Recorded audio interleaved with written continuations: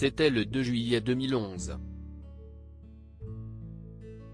Albert de Monaco et Charlène Wittstock, athlète sud-africaine, se disaient oui devant les caméras du monde entier et en présence des plus grandes têtes couronnées d'Europe. Le mariage civil avait eu lieu la veille, le 1er juillet, 55 ans après l'union de la mère du souverain, Grace Kelly avec le prince Rainier III. Pour le mariage religieux, Charlène avait choisi une robe Giorgio Armani. En satin blanc avec un col croisé, elle n'est pas sans rappeler celle que Meghan Markle portera quelques années plus tard, lorsqu'elle dira oui au prince Harry. 2500 heures auront été nécessaires pour cette robe de princesse. Albert portait quant à lui, son uniforme d'été des carabiniers. Leur témoin Chris Levine, pour le prince Albert et Donatella Knecht de Massy pour la future mariée. Ce jour-là, ils ont fait taire les rumeurs.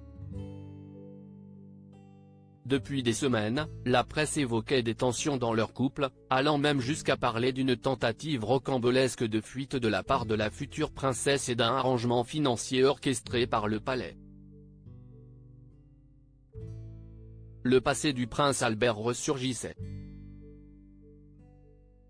Des rumeurs d'enfants illégitimes ternissaient cette future union. Des rumeurs pourtant. Ce 2 juillet à 17 h, Charlène et Albert se sont unis dans la cour du palais princier du Rocher. Emmené par son père, Michael Kenneth Wittstock, jusqu'à l'hôtel, traversant les allées remplies de people comme Jean-Michel Jarre, Inès de la Fressange ou Nicolas Sarkozy, alors président de la République. Pendant la cérémonie, c'est Pauline Ducruet et Charlotte Casiraghi, qui ont été chargées de prononcer les lectures de l'Ancien et du Nouveau Testament.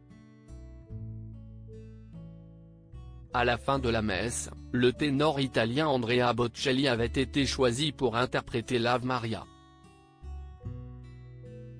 Au même moment, les cloches sonnèrent sur le rocher. La princesse Charlène déposa son bouquet dans la chapelle Sainte-Dévote sans verser quelques larmes. Les deux tourtereaux s'envolèrent ensuite pour l'Afrique du Sud, terre d'origine de la princesse Charlène, pour leur voyage de noces. En 2019, ils ont célébré leurs 8 ans de mariage.